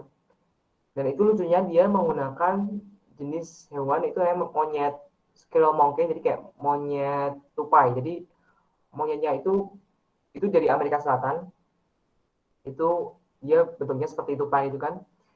Dia melakukan si perusahaan ini melakukan percobaan dengan monyet tupai itu tentang rokok. Padahal yang kita tahu sebenarnya nggak perlu juga sih menggunakan primata yang udah terancam ini untuk mengetahui efeknya, mengenai efek rokok ke manusia, karena udah banyak juga manusia yang menggunakan rokok. Jadi kenapa poinnya apa gitu menggunakan primata sebagai bahan uji coba gitu kan. Ini masih banyak kontroversi sih. Jadi mungkin yang saya bisa kasih insight itu ada beberapa research institute itu seperti di Kyoto Primate Research Institute, itu dia emang nggak sengaja mengembangbiakan primata, tapi emang dari kecil sampai dari besar tuh di lab, dan dia emang udah di training untuk untuk bisa peka untuk menahan perlakuan-perlakuan seperti itu. Jadi mungkin ketika kita melakukan uji cobanya itu ke primata yang udah dikondisikan seperti yang dilakukan oleh salah satu salah riset primata seperti di Kyoto, itu mungkin di IPB juga ada ya. Itu kalau nggak salah di IPB itu pakai monyet ekor panjang udah dikembangbiakan di dalam di dalam lab dan dikondisikan sedemikian rupa supaya bisa menerima perlakuan seperti itu. Jadi kenapa masih ada itu, selama ini taksa yang ditemukan masih berkorelasi dengan fisiologi dan anatomi manusia itu masih primata seperti itu sih. Baik Kak, terima kasih. Ya, sama-sama. Baik, terima kasih Ahmad atas jawabannya. Apakah sudah cukup menjawab, Saudara Fitria? Sudah Kak, terima kasih. Baik, terima kasih. Selanjutnya, apakah ada yang ingin bertanya? Saya buka 2 pertanyaan lagi untuk termin pertama ini. Saya himbau sekali lagi bagi teman-teman yang ingin bertanya, silakan untuk mengetik kata saya di kolom chat. Kemudian bagi peserta yang saya persilahkan untuk bertanya, diharapkan menyampaikan pertanyaan secara langsung dengan mengaktifkan mikrofon dan menyalakan kameranya.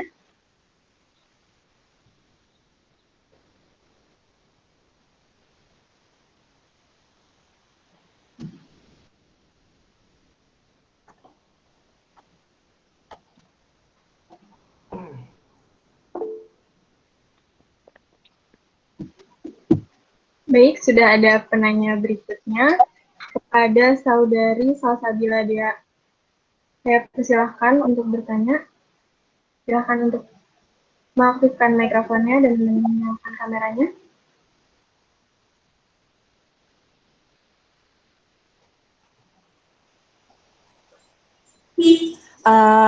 Perkenalkan, nama saya Salsabila Dea dari FKH IPB Angkatan 53.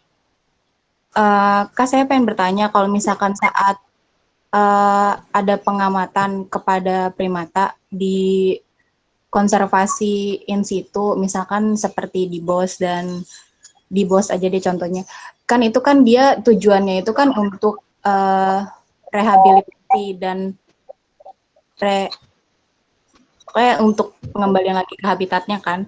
Nah, kalau misalkan di saat pengamatannya itu dia tidak menunjukkan perilaku-perilaku yang alamiahnya atau perilaku-perilaku yang normal yang dilakukan oleh primata oleh orang utan, apakah yang dilakukan itu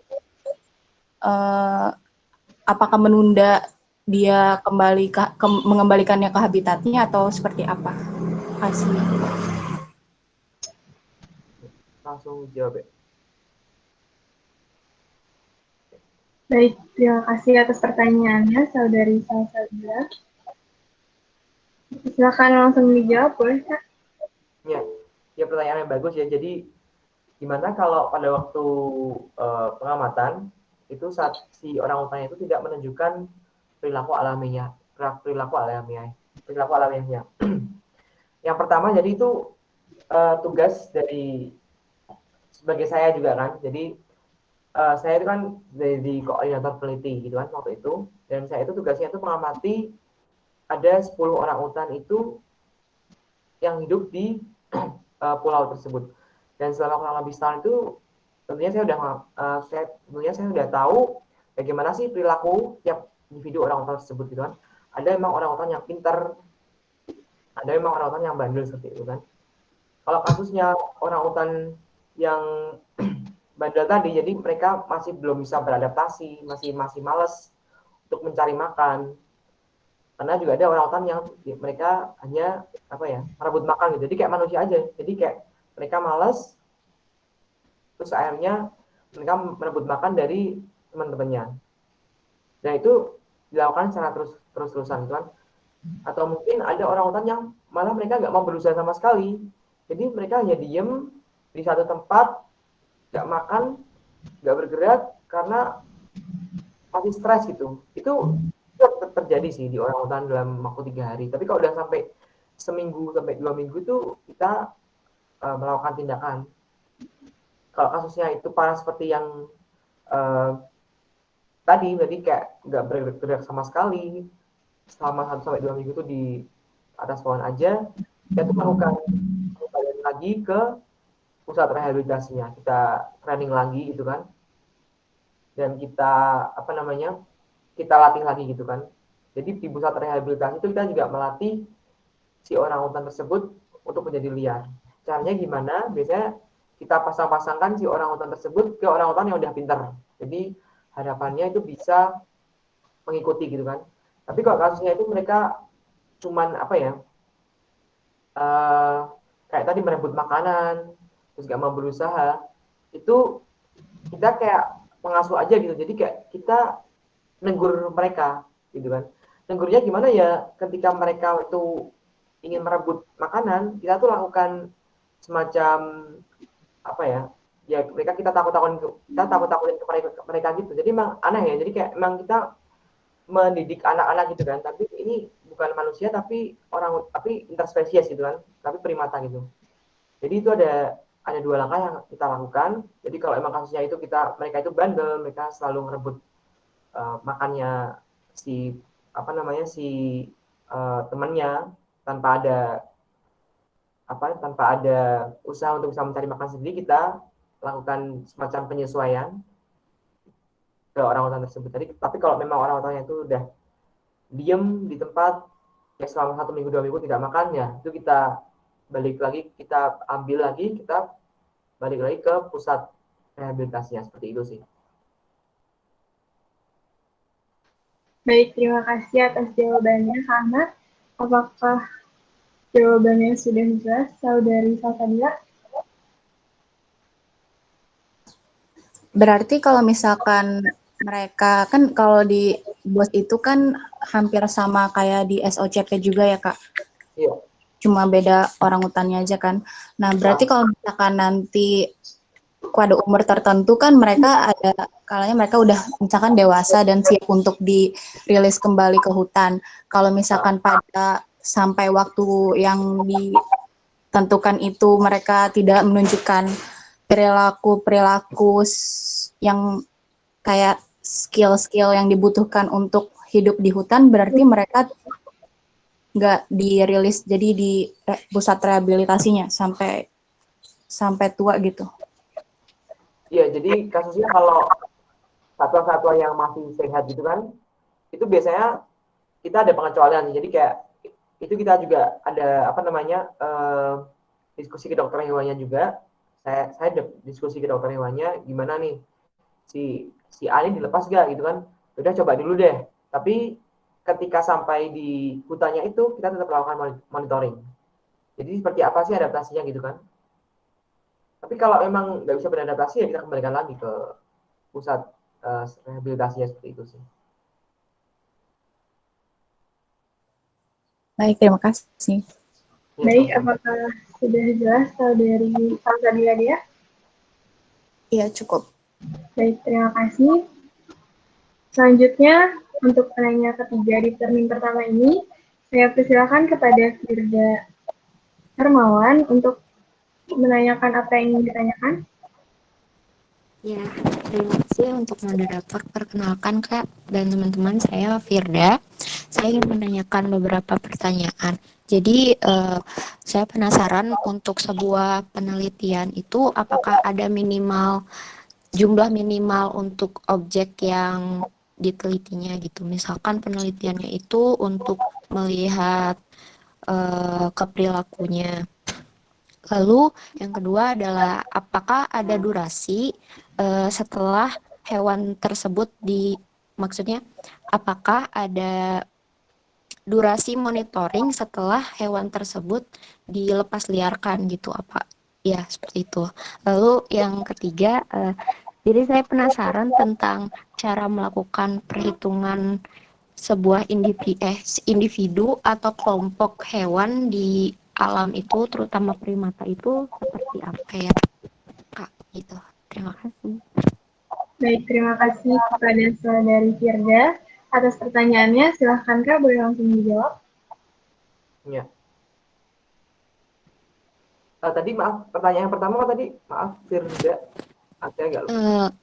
Iya, jadi pada sebuah penelitian, misalkan penelitian untuk perilaku hewan liar gitu, apakah ada jumlah minimalnya, batas minimalnya untuk penelitian tersebut bisa ya. Oh ya. Jadi kalau itu tergantung lagi ke teman-teman. Jadi biasanya untuk penelitian primata itu yang fokusnya itu lebih ke penelitian. Jadi kalau tadi kan saya yang di LSM itu kan fokusnya lebih ke vokal, lebih ke individunya seperti apa gitu kan.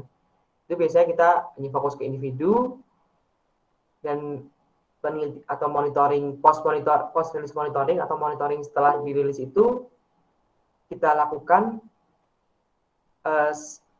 hingga si individu itu kita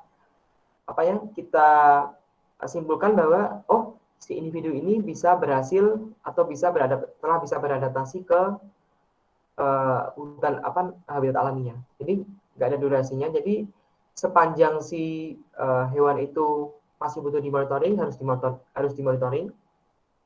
Terus kalau jumlah objeknya itu sebenarnya juga kalau untuk penelitiannya itu nggak ada batas sih, itu tergantung penelitian rumusan masalah itu seperti apa gitu kan. Jadi saya biasanya tuh lebih suka untuk melakukan penelitian itu penelitian vokal, jadi fokus ke satu individu dan jamnya itu biasanya saya ambil itu 100 jam gitu kan. Jadi 100 jam pengamatan atau mungkin bisa lebih sih. Dan itu biasanya memakan waktu, kalau misalnya saya melakukan pengamatan itu dalam 1 bulan, itu berarti setiap hari dari pagi sampai malam itu saya ikutin terus. Itu cukup sih sebenarnya untuk perhitungan statistik itu cukup sebetulnya seperti itu. Terus tadi yang ketiga tentang apa?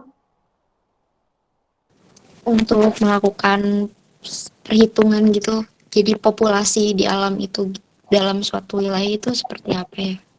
Oh, perhitungan populasi. Jadi itu ada berbagai metode sih. Jadi contohnya pakai kalau di metode ekologi itu biasanya kita jalan di suatu lapangan yang kita udah tahu. Jadi sebelumnya kita melakukan survei itu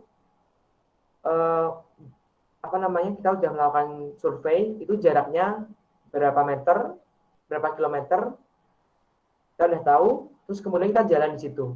Dan tapi kita pastikan dulu si medan lapangan di hewan itu di hutan itu ada satwanya gitu kan. Kita jalan dan tiap kita melakukan encounter atau ada perjumpaan satwa itu kita tulis tiap berapa meternya itu. Nanti kepadatan populasinya itu biasanya berapa jumlah totalnya dibagi ke berapa kilometer. Jadi bisa kita tentukan per kilometernya itu kepadatannya berapa. Tapi kalau kasusnya ada beberapa kasus itu jenis primata yang mereka itu susah dijumpai, bukan susah dijumpai sih. Mungkin dijumpai bisa, cuman agak susah karena mereka tuh lincah.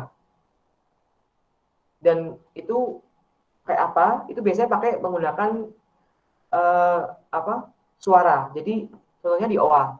Di owa itu kan mereka cenderung lincah. Dan kalau di di alam liar itu mereka cenderung takut untuk melakukan perjumpaan ke manusia, gitu kan. Tapi mereka masih bersuara. Itu kita bisa lakukan perhitungan kepadatannya dengan kira-kira dari suaranya tersebut itu ada berapa individu sih gitu. Itu ada semacam pakai alat itu sih, recorder gitu. Jadi frekuensinya ada berapa, itu kan biasanya tiap individu kan frekuensinya beda. Itu bisa kita tahu, berarti ada sekitar 3 frekuensi berbeda. Berarti ada 3 individu seperti itu. Tapi memang jujur kalau untuk melakukan perhitungan kepadatan populasi itu agak susah sih, karena nggak hanya ya, jadi beberapa primata itu memang susah dijumpai. Itu gimana ngakalinya? Tentunya kita harus melakukan tadi pengamatan ad libitum tadi. Jadi kalau kita jalan dengan pace, dengan kecepatan yang dengan kecepatan yang tinggi itu, atau yang bisa menimbulkan suara yang berisik itu, mereka biasanya cenderung nggak mau muncul. Tapi kalau kita jalannya itu kita atur pelan-pelan, itu biasanya mereka bakal terlihat gitu kan. Jadi seperti itu. Jadi ada yang non teknis sama teknis seperti itu. Baik, terima kasih atas jawabannya, Ahmad. Kepada saudari Firda, apakah sudah cukup jelas? Ya, sudah sangat jelas. Terima kasih, Kak. Ya, sama-sama. Terima kasih. Karena sudah ada 3 penanya di termin pertama, saya tutup termin pertama. Selanjutnya saya buka termin kedua untuk 3 orang penanya. Sudah ada yang bertanya, langsung saja kepada saudari atau saudara Lintang. Saya persilakan untuk bertanya. Baik, selamat siang Kak. Saya Lintang dari Universitas Andalas. Saya mau nanya Kak, kira-kira ada nggak Kak tips untuk pengamatan primata seperti itu Kak? Soalnya kan beberapa primata itu kan suka kabur gitu Kak kalau pas kita pengamatan, contohnya kayak sipai atau monyet-monyet yang lain gitu Kak. Kira-kira ada nggak Kak tips untuk supaya primatanya nggak lari gitu Kak? Terima kasih, Kak. Baik, terima kasih atas pertanyaannya. Boleh langsung dijawab, Kak Ahmad? Ya. Ya, jadi memang untuk melakukan pengamatan ke individu yang benar-benar liar itu emang agak memakan waktu ya. Biasanya itu mengakalnya jadi ya pakai pengamatan pendahuluan tadi. Pakai pengamatan ad libitum. Kalau setahu saya pernah di hutan itu dapat apa ya? Seperti monyet ekor panjang. Monyet ekor panjang kalau kita tahu kan itu kan benar-benar udah teradaptasi sama manusia gitu kan. Dan ini aku kemarin tuh nemu yang benar-benar liar gitu kan. Dan mereka tuh ketika ketemu saya tuh langsung lari gitu kan. Waktu itu melakukan pengamatan surili itu di Jawa Barat. Tapi karena saya fokusnya bukan ke si monyet ekor panjangnya gitu kan, lebih ke si surilinya itu. Dan itu saya melakukan pengamatan ad libitum itu mungkin 5 hari. Tapi saya fokusnya ke surili tadi. Tapi ketika saya melakukan perjalanan ke dalam hutan untuk menemukan surili itu, saya pasti menemukan si jenis monyet ekor panjang tadi. Dan sampai ke hari keempat itu si individu ini nggak lari lagi sih. Jadi kayak itu lebih kayak ke kebiasaan seperti itu sih. Jadi kalau kita melakukan pengamatan ad libitum dan kita menunjukkan bahwa kita tuh tidak mengancam mereka bakal membiarkan kita sih seperti itu. Jadi itu lebih ke dalam teknis seperti itu sih. Baik, Kak. Terima kasih atas jawabannya, Kak. Yuk, sama-sama.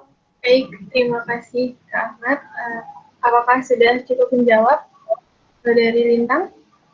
Sudah, Kak. Terima kasih, Kak, atas kesempatannya. Baik, terima kasih. Kemudian, belum ada penjawab.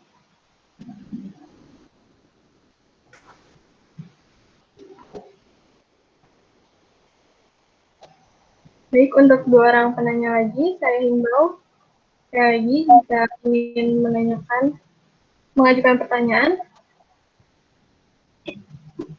dimohon untuk mengetik kata saya di kolom chat.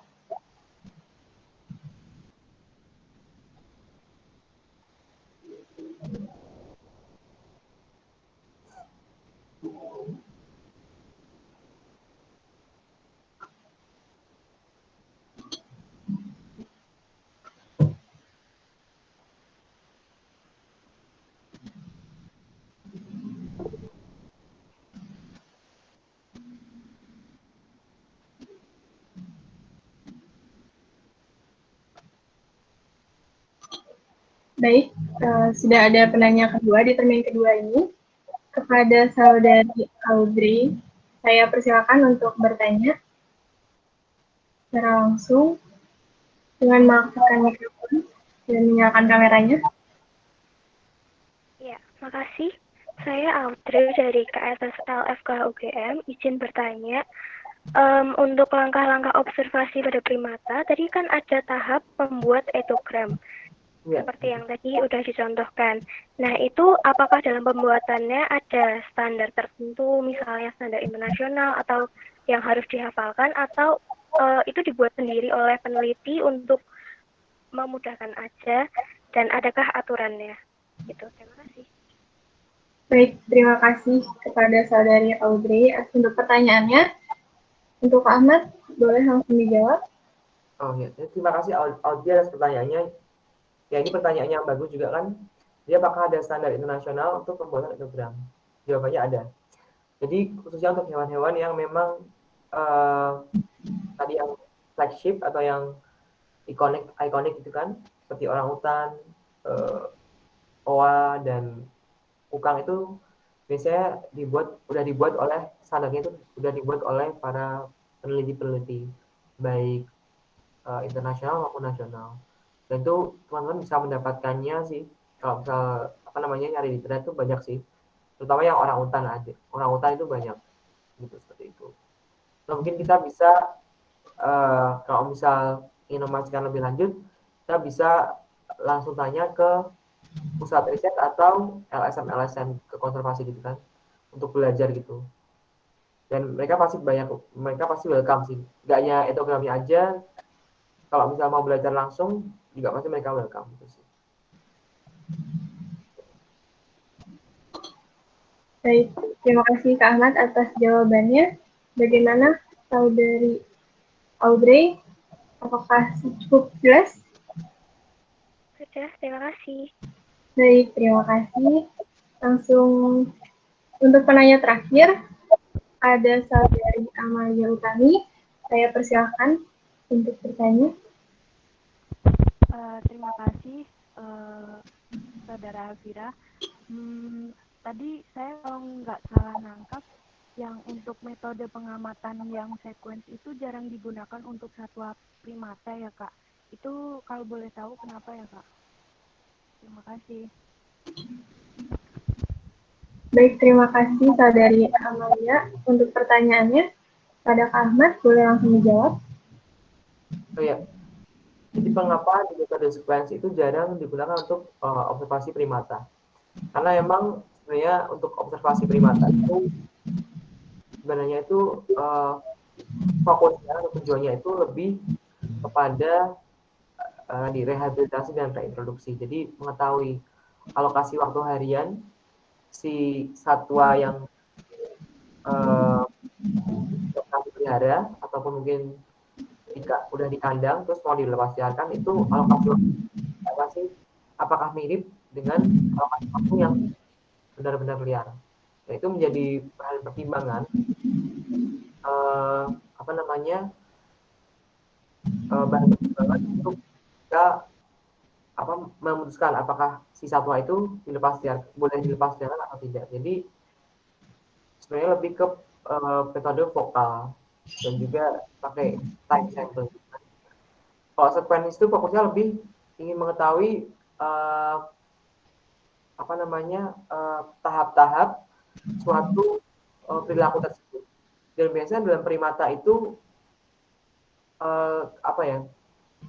jadi kalau di dalam biologi perilaku itu di biologi perilaku itu ada namanya fixed action pattern. Jadi si satwa itu akan melakukan serangkaian gerakan tertentu untuk tujuan tertentu seperti itu.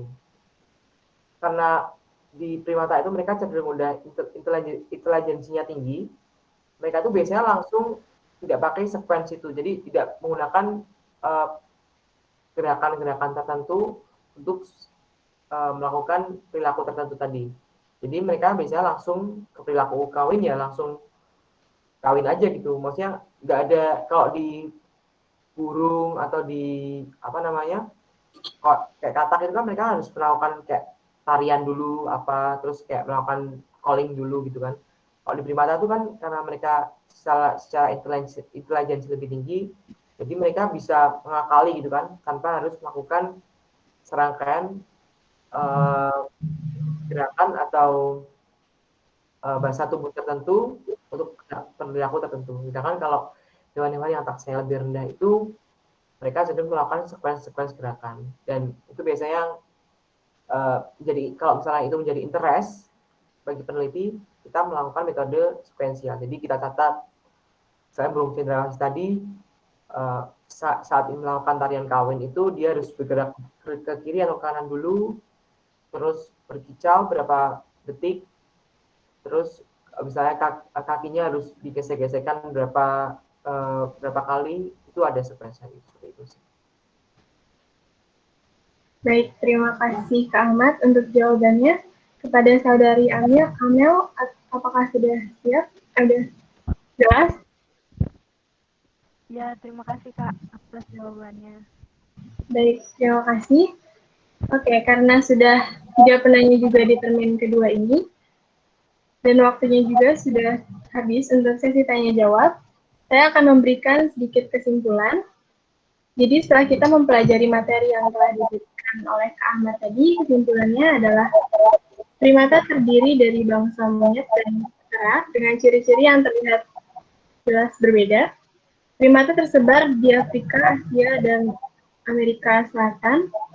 Dari Dari berbagai jenis primata, ada 10 jenis diantaranya statusnya naik jadi terancam punah menurut IUCN Red List yang diperbaharui pada Juli 2020. Konservasi primata sendiri terdiri dari 2 tipe data, yaitu interval dan continuous, dengan variabel observasi primata yaitu state dan event.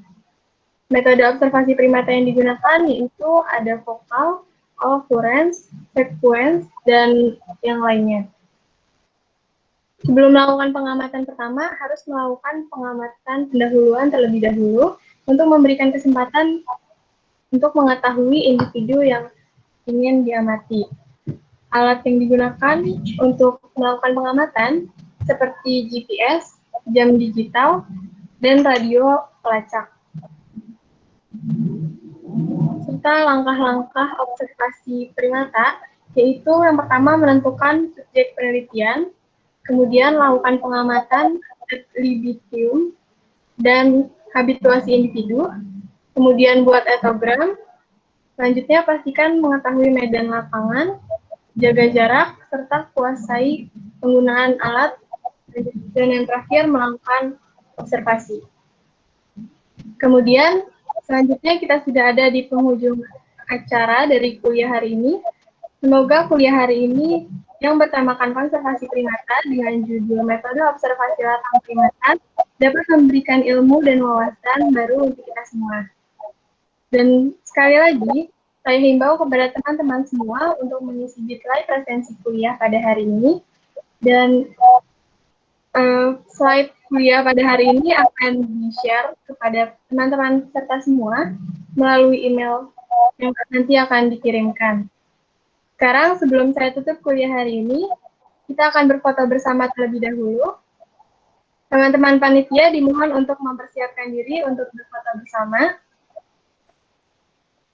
Teman-teman peserta lainnya, silakan untuk mengaktifkan kameranya. Tidak perlu malu-malu. Silakan diaktifkan.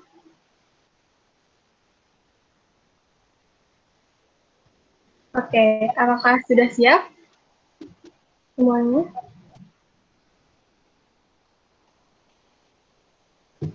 Baik, semuanya saya minta untuk mengaktifkan kameranya ya. Kita akan berfoto bersama. Saya akan pandu. Teman-teman panitia boleh ambil gambarnya. Baik, saya pandu. 1, 2, 3. Sekali lagi. 1, 2, 3. Oke, terakhir. 1, 2, 3. Baik, sekali lagi saya ucapkan terima kasih kepada yang terhormat Dr. Hewan Ligaya Ita Tumbalaka, SPMP MSc selaku Pembina Himpunan Minat dan Profesi Satwa Liar, Fakultas Kedokteran Hewan IPB. Kemudian yang terhormat juga kepada Kak Ahmad Ardiansyah, selaku pemateri kita pada hari ini dari Wageningen University. Terima kasih banyak Dr. Ligaya dan Kak Ahmad. Ya, sama-sama. Kemudian saya ucapkan juga terima kasih kepada Saudara Virgilius Martin, selaku Ketua Himpunan Minat dan Profesi Satwa Liar, Fakultas Kedokteran Hewan IPB University. Dan juga tidak lupa saya ucapkan terima kasih kepada teman-teman peserta semua yang sudah hadir untuk kuliah bersama pada pagi hari ini. Akhir kata, saya Alfira Diki, pamit undur diri. Terima kasih banyak. Wassalamualaikum warahmatullahi wabarakatuh. Selamat siang.